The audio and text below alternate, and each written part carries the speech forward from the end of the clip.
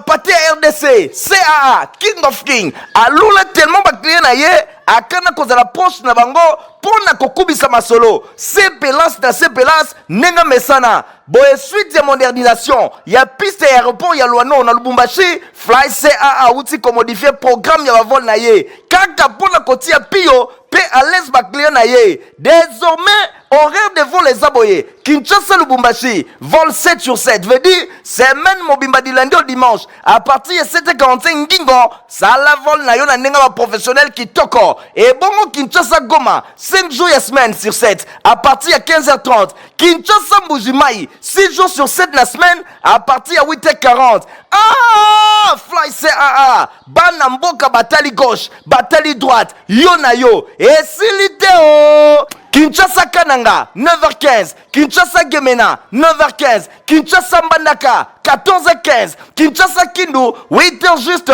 Pe Kinshasa Kisangani, 9h juste. Bon, si Mbappé Boebake depuis 1992, 32 ans le lobo koka de service à peuple, c'est à l'indice régularité, ponctualité, sécurité, bakisa confort. Pour ne pas voler sur Totangi, Boko Zoyango na bavion na Yampifo, Airbus A320,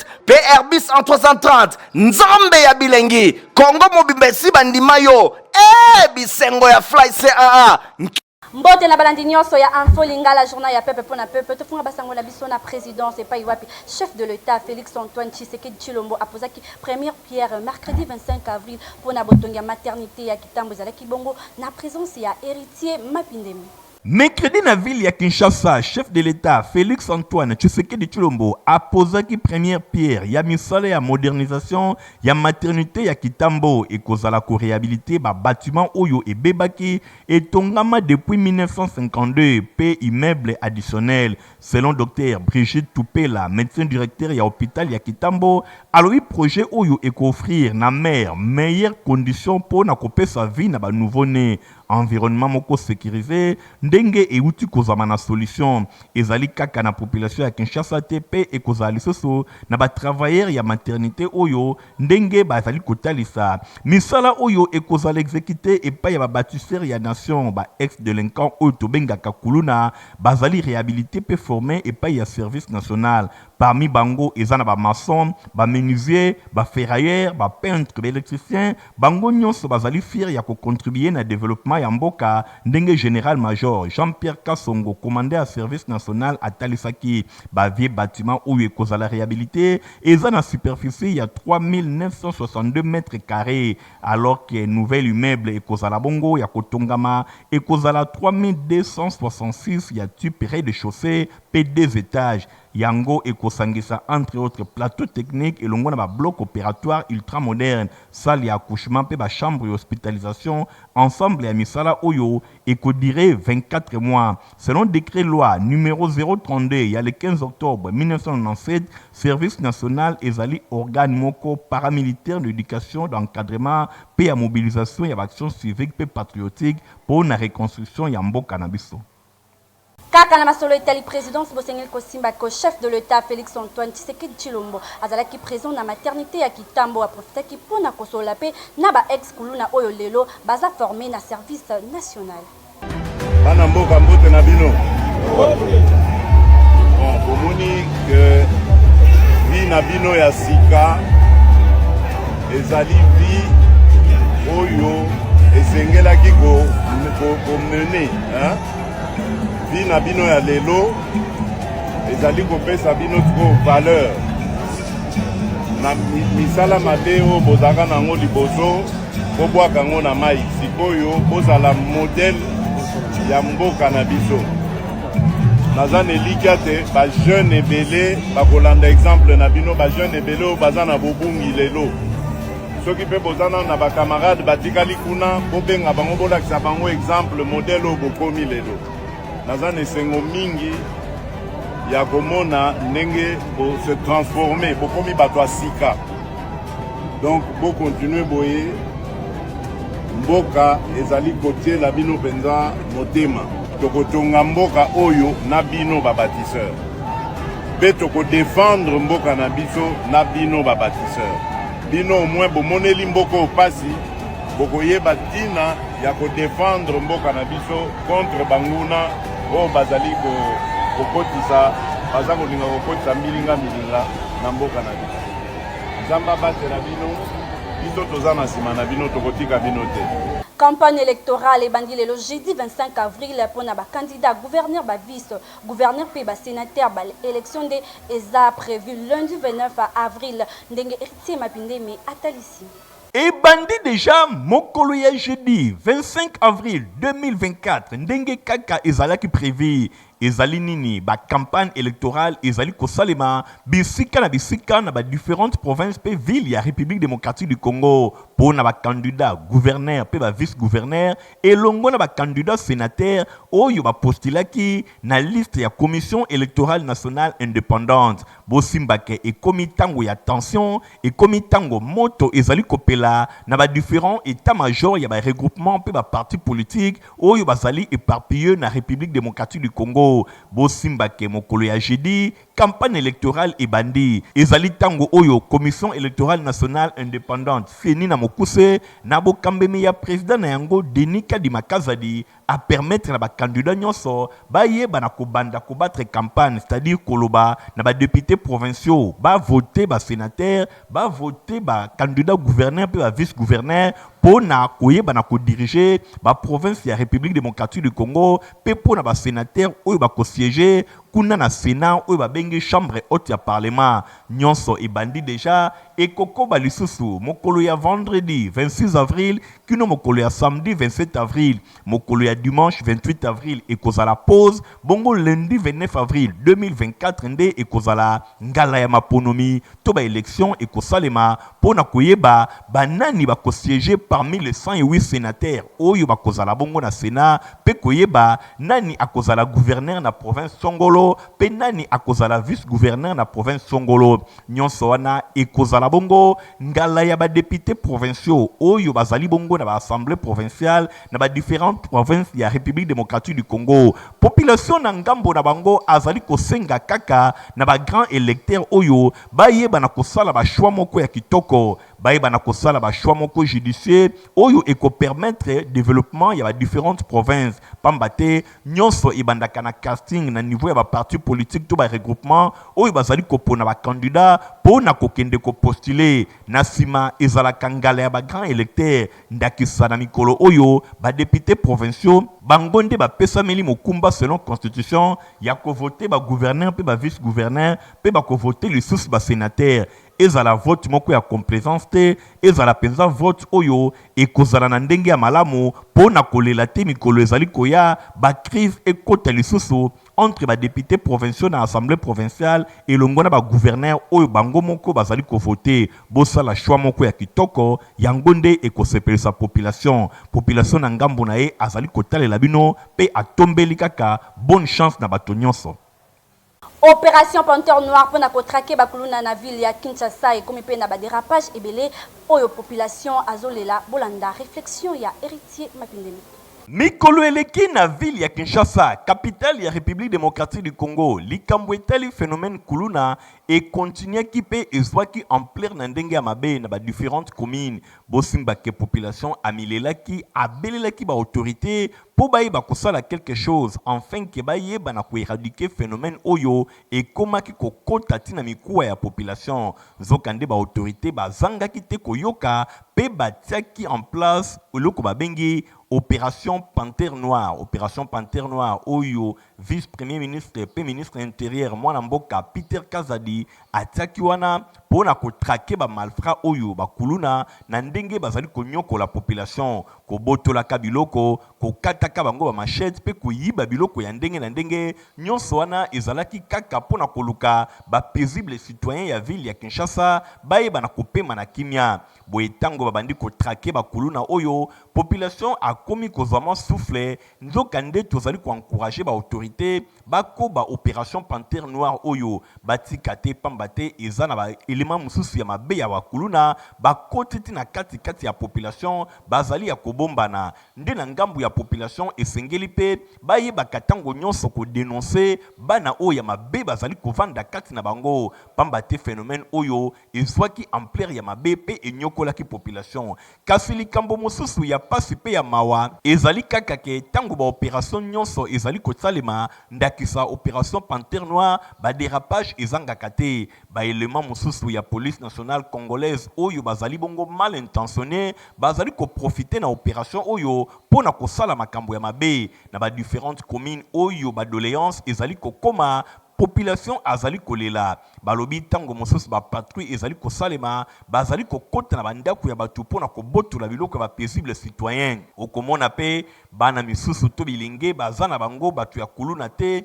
kaka le fait que akangi suki atie logs alati eloko ya matoi na mbala moko ba agent de l'ordre oyo bazali ko confondre bango na bana kuluna komema bango bisika oyo bazali kosenga bango ba amende ebele nzokande ezali opération moko ya malamu oyo population azali ko encourager kasi esengeli ba élément ya police basala yango na bokebi basala yango na limemia bakanga batu oyo bazali ba innocente bakanga réellement ba bana oyo bazali konyoko la population oyo tobengi ba délinquant to pe bakuluna kasi soki bazali kosala yango na posa ya koluka ndenge nini kozwaka ba amende ebele ekozala malamu te bokoki kotika bakuluna ya solo bolandi ba innocent pe bokangi bango na tina wana phénomène ekozwa réussite moko te pamba te population ya ville ya Kinshasa azali kozela vraiment opération oyo ezala réussite totale banditisme urbain tope kuluna esi la libéra na ville ya Kinshasa pamba te enyokoli population na ndenge ya kosakana te kaka na masoleta l'éducation bosengi kosimba que complexe scolaire Mama Pemba école ya fondation ne Rombongo les qui visite ya inspecteur chef de poule ya Kinseso oyo ayaki kolanda ba capacité oyo école Mama Pemba azana yango bolanda na micro ya Ladi Landupe héritier mapindemi na yaki na fondation ne Rombongo pona ya kutala misala ya testing oyo salamaki pona bana ya option commerciale na secrétariat na yaki kutala ndenge nini misala yango ezotambola na koya na ngai nakomaki na école na se esika préfet ayambaki ngai mpe atindaki ngai na ya esika bainspecteur oyo bazosala misala wana bazali na kokota na ngai naye komona bisika oyo ngai namona te namoni atelier ya mécanique na lolenge babongisi yango na bamashine eza na kati epesi ngai esengo ya komona ke biso na mo amba tozana bisika boye pe na tali na koti na kati lisusu na ke mona atelier électricité na mati likolo na moni atelier laboratoire ya scientifique na ke na ba atelier ya coupe couture oyo eza na kati ya basale ebele basale misato oyo nga na koti na moni ba machine lolenge na lolenge epesi nga esengo makasi ya komona ete bana na biso na Kisenso et surtout na mo amba bazana bisiko bakoko tanga pe basalela ma machine po bayeba musala po bango ba classe na bango eza ba classe ya koloba na monoko te eza ba classe ya misala basimba machine asaleli yango ayebi musala donc na moni yango na yebi te o mususu na bisika mususu na mona te pa na nga na bureau na nga ezali azana kitomesa mais en tout cas on a moni pour la mécanique na électricité et pas na ngai na bureau na ngai ça et puis singa isengo maintenant moi passe na motema ya komona ete bisika oyo sengela kieza le pas na ngai po na za musika te nao mais mabe na yebite ndenge salama pour que bisika kitoko boye et que ne pas baninga na biso ya Kisenso 2 mais mabe ezate to sala nini biso to profiter yango lokola na lobby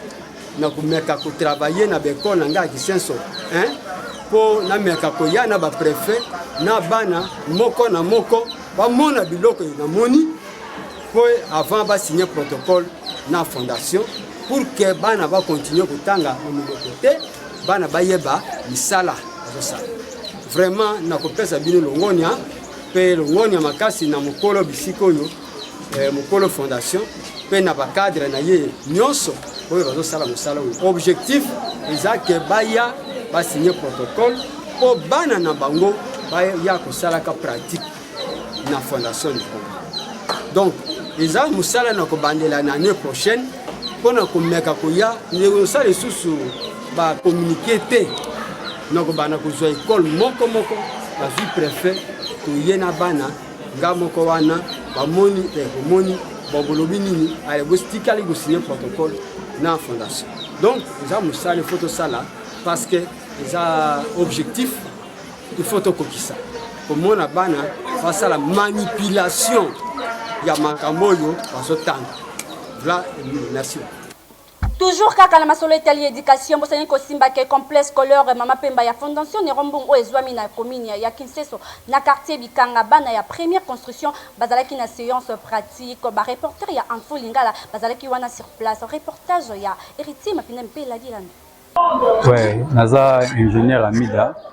Amida Sassi, naza encadreur ya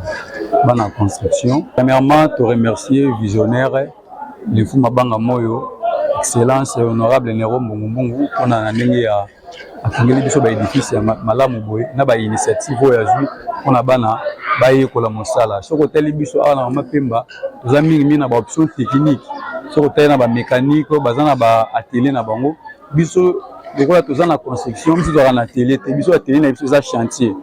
yango moni ekutani mpe tosombi asombi espace oyo kotonga item nde bana construction basala expérimentation na bango awa yango tosingi na bamama nyonso oyo boza na ndako tinda mwana ayekola mosala construction c'est vrai que c'est cycle long mais déjà ntango mwana asili 6e année basisi 4e année asisi humanité aza na makoki ya kosala mwa quelque chose eza te ke mwana asilisi boza na bambongo ya kotinda na université te mwana azochome na ndako babiso lokwa baconstruction soki déjà mwana azwi diplôme d'état aza deya na capacité ya kosala quelque chose ndakisa bana ya 3e année bana ya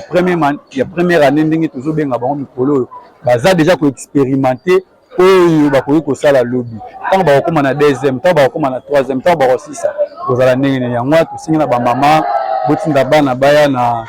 complexe scolaire mama pemba awa bino moko tokoloba mingi te bino moko bomona ndenge mosala ezosalama. Alors awa toza na classe ya première construction on appelle ça kala babengaki yango 3e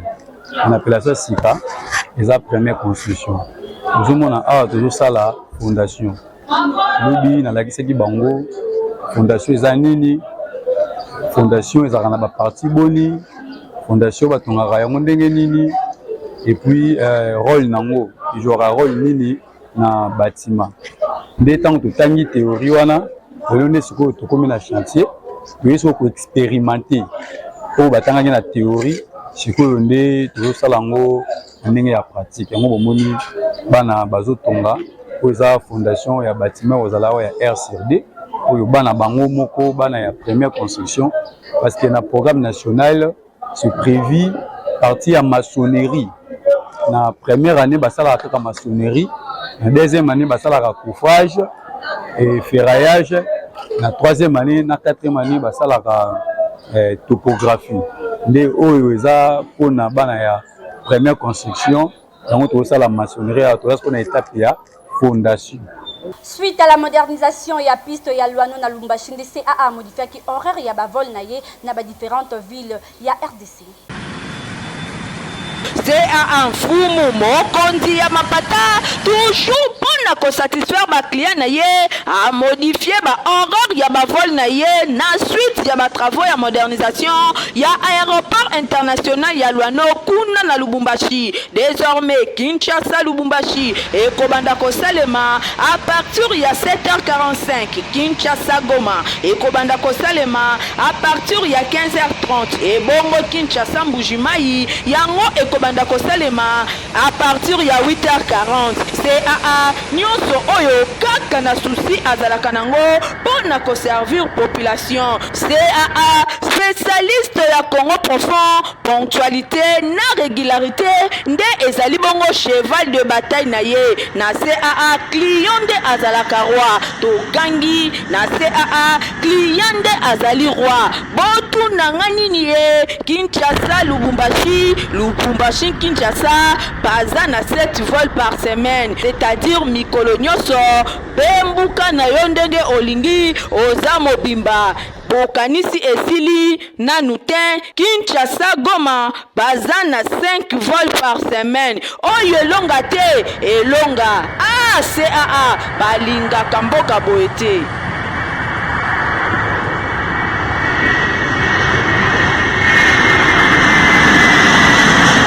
Reporter ya Info Lingala journal ya peuple basala qui tourne na province ya Mai Ndombe mingi penza na territoire ya Kutu epai wapi batalisi biso esika moko babengaka kapela ndeti kaka na Kinshasa. Christian Kengebeni pe Michael Pristonto. Kapela oyo kenda sango na Kinshasa awa na ba République démocratique du Congo boko kanisa ke bakino kaka nde bayebela bilengi nango nzoka nde Luvunu tozali awa na province ya Mai Ndombe mingi na territoire ya Kutu awa bayaya ba staffaka na ndenge ya defote ebongo pene bozozo ba staff connexion en direct de Kapela meka okanga mandenge babenga kango donc nenge kaka boyebi Kapela ambiance weza la kakuna ndule modèle ba fukusela kantabana ngulu avec pilipili ya 3000 na pointe banyangolelio litungulu pembeni yo kampimbo ya kosakana te bondi melangai ke soki oza awa okobosa na kin moko na misika fumi obosa ne kin olandi bisengo kingo mwambe ya Kutu famille balelie bele na Kinshasa boyo kasikoyo jento moto esala kantabana ngulu ndenge ya sololi staff nanga ko monango Miko ukangama connexion en direct ni Kapela na Kisasa pour odami awa raisonnement nomba moko boulé Kapela na Kisasa saka togo jaka tabangulu to saka pe basoso ya Kisasa ba maboke pe yango ba tiji pe to salaka nyonso to sa o ba salaka biso pe to salaka ngo togo jaka taba ngulu chaque jour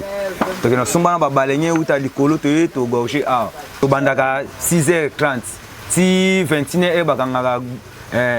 ekala biso pe to kati misala pene ba comédie pe bazalaka wana pour na kojoindre utile na agréable pour na kosekisa population côté ozolia côté ozokongwenya bozwe lokoyo oh massa muto ça 10 ans na bolingo il faut moi des matchs na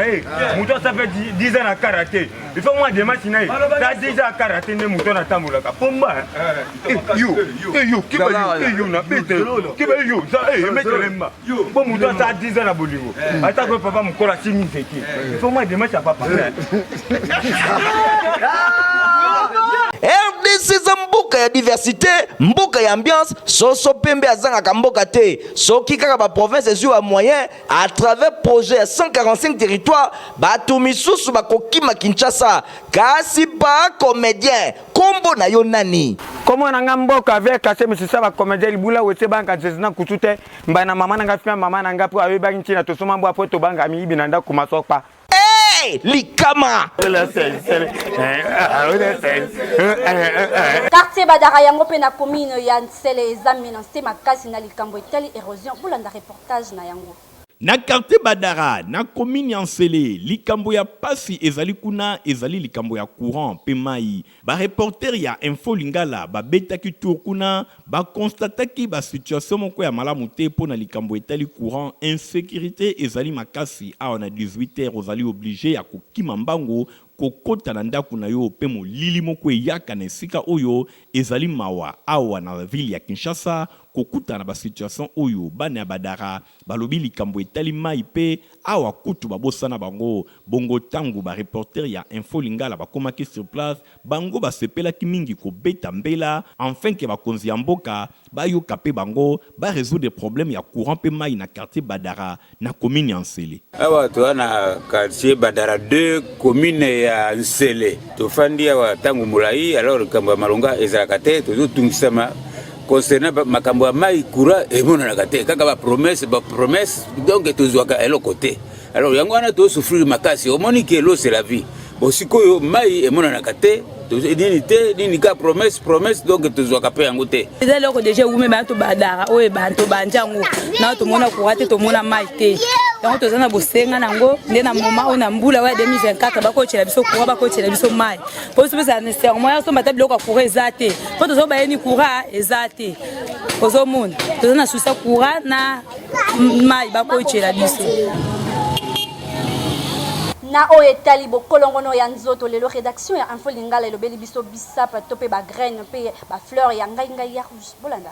ezalaka répété à travers saveur nango délicieuse pe ba effet bénéfique nango po na santé yango eza nini eza nde bisap to pe ba graine ya ngai ya rouge et pa wapi basalelaka yango boisson mingi na Afrique à travers ba graine na yango rouge pe délicieuse boisson oyo ezali vraiment traditionnel et pa wapi et panzana mingi na Afrique na ba pays lokola Sénégal Guinée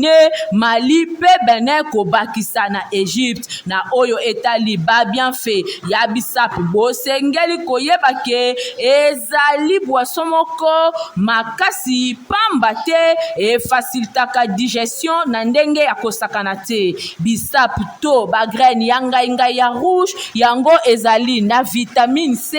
pe eza antioxydant yango réduisaka hypertension réduisaka cholestérol réduisaka triglycérine eza antioxydant eza anti-inflammatoire ezali vitalisant régularisaka glycémie ezalaka pe lisusu antalgique pe eza anti-stress epai wapi esengeli na moto nyonso komelaka bisapu oyo en gène vers moko na tongo pe na pokwa pe epetisami makasi na basi ya zemi pe bato oyo babelaka tension ya komela jus ya bisapu oyo to pe bagraine ya ngai ya rouge olingi kolata basapato ya kitoko place eza se moko na 7e rue limité na place commerciale epai ya Papa Griffe pasi na ngai eutako apio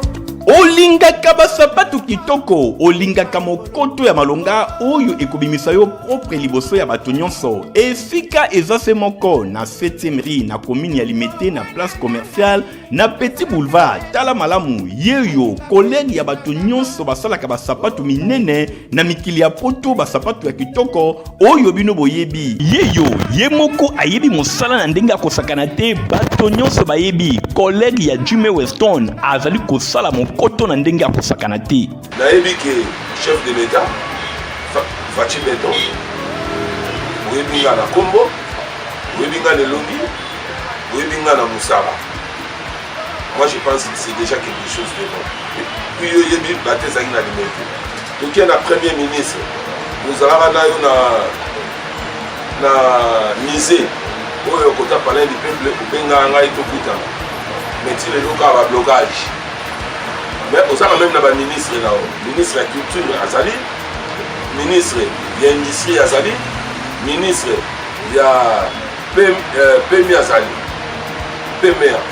Mais pourquoi tu es beaucoup de changa maboko, va venir diminuer tout le chômage. Pour nous les hommes, par contre, nous n'avons pas Papa Griffe pour diminuer tout le pour encadrer jeunesse, pour transformer Bango, si vous avez pour ça la sapate. Est-ce que vous avez besoin de ça pour nous? Je ne pense pas. Automatiquement, à Oluka, Azala, responsable pour qu'il y ait des familles. Mais pourquoi Naza a été dit pourquoi Dans ce cas-là, on a fait un Argentine au Bila. Adjoint les alliés chez Koko Moulumba, fils gouverneur Argentine au Bila. Nous avons même bonne foi. Alors, Ngamoua, mais Bangati n'est pas chef de l'État. Il n'a pas essayé mon compte. Il a dit que ma politique, moi, ma caméra. Mais il fait qu'il bonne foi. Autorité moi je pense que nous sommes effort et ça devoir on a vu on va devoir dans la salle sur le téléphone à 7e rue place commerciale na Petit Boulevard place partie sur un peu monsieur mon ambassade d'Ador à Kekele pour nous dans la présence de la salle nous avons bien organisé dans ça avec Kandan nous sous l'État le but de soutenir yo yango na bimisi mais il faut soutenir un gars. Bon, je comprends. Dans le client, nous sommes contre Dakar. Nous avons Papa Griffe Mawan. Nous avons dit son maman. On va soutenir Rio. Il faut Simba Science. Maintenant, dans Simba Science, on a vu la matin. Donc, je suis à Awa. ozala osala fete olia bato nyonso na fete lataka pesa awa ozala oza na mariage lata awa oza na sapato ya monene lokola ilki yaka na odimini yango koma lokola yemoro ekoka yo oza na oyo lokola yemoro olingi koma boliki lokola ilki yaka na osala ngo nasaka réparation nasaka fabrication donc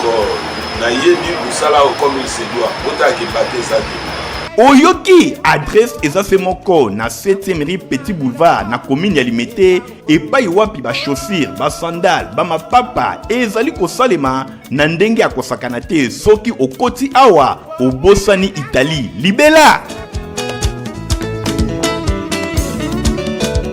toyebi ke bozalaka ebele mpona kolanda info lingala journal ya peuple mpona peuple soki bosepelaki na édition elelo boloba merci na Igor Tingo azalaki na nsima ya caméra supervisé epai ya héritier mapinde me coordonné epai ya Stéphanas Kande monté epai ya Fabrice Lundombi mpe Christian Kiangebeni ngai na bino tokutani na mokolo ya lobi au revoir. Bobenga ye mfumu ya mapate ya RDC CAA King of King alula tellement bakliye na ye akana kozala proche na bango pona kokubisa masolo CPLAS na CPLAS nenga mesana boye suite ya modernisation ya piste ya aéroport ya Luano na Lubumbashi Fly CAA uti ko modifier programme ya bavol na ye kaka pona kotia pio pe à l'aise bakliye na ye désormais horaire de vol les aboyés Kinshasa Lubumbashi vol 7 sur 7 veut dire semaine mobimba du lundi au dimanche à partir de 7h45 ngingo ça la vol na yo na nenga ba professionnel qui toko et bongo Kinshasa Goma 5 jours et semaine sur 7 à partir de 15h30 Kinshasa Mbujimai 6 jours sur 7 la semaine à partir de 8h40 ah Fly CAA bana mboka batali gauche batali droite yo na yo et silite oh Kinshasa Kananga 9h15 Kinshasa Gemena 9h15 Kinshasa Mbandaka 14h15 Kinshasa Kindu 8h juste pe Kinshasa Kisangani 9h juste Bossi Mbappé Boebake depuis 1992 32 ans le long de service à peuple c'est à lundi sa régularité ponctualité sécurité bakisa confort Pona bavol nyoso totangi boko zwa yango na bavion na ya mpifo Airbus A320 pe Airbus A330 nzambe ya bilengi Kongo mobimba si bandima yo bisengo ya Fly CAA nkembo na nkembo leader